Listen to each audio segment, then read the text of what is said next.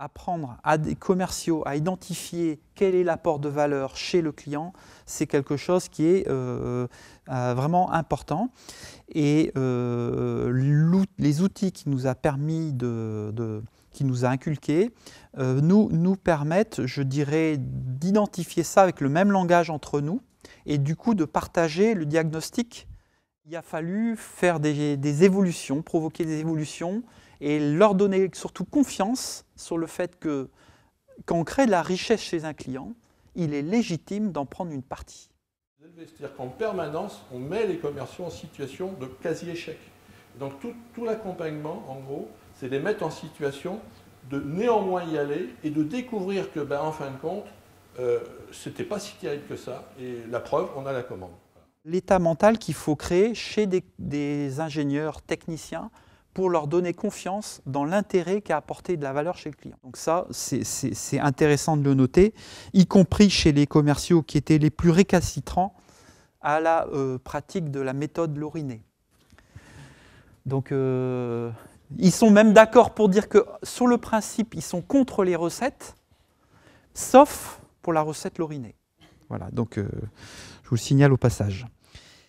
Ça a permis déjà de travailler et de se concentrer sur des clients à fort potentiel et ça se traduit par des évolutions notables, on va dire, dans les prix de vente et l'effort et l'identification des bons clients. J'ai dû comprendre qu'en fait, il y avait eu un gros travail de fait sur remettre en cause ce qui était fait avant, garder le bon et faire évoluer toute l'équipe. Comme Marie a dit, on est plus cher qu'avant, ok. Mais la façon de le présenter, finalement on ne se focalise plus du tout sur les concurrents. Changer de métier, non, puisque j'avais toujours les clients, mais une autre approche et d'être beaucoup plus avec les clients plutôt que face aux clients. Donc on est plus un partenaire qu'un simple fournisseur. Donc même au niveau relationnel, c'est plus sympa. On a des gens qui s'ouvrent alors que quand on propose juste un produit et une société, voilà, les gens sont fermés.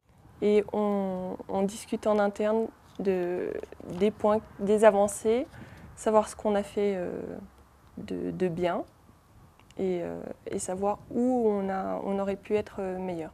Je n'ai pas compté le nombre de commandes, mais les plannings formation sont très remplis.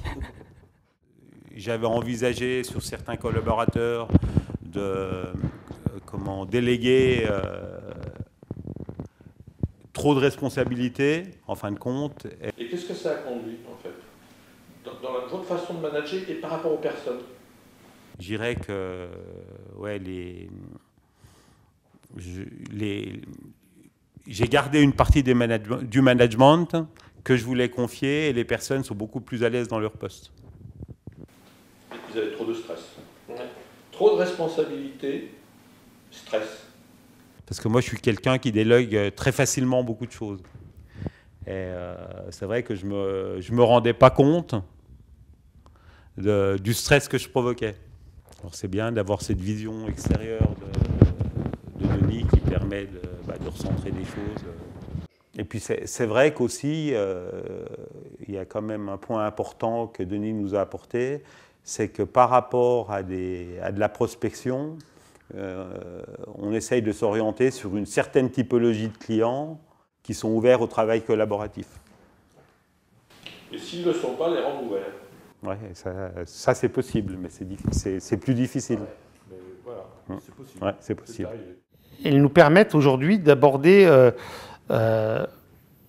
des nouveaux marchés, elles nous permettent d'aborder, j'ai envie de dire, de vendre plus cher que la concurrence.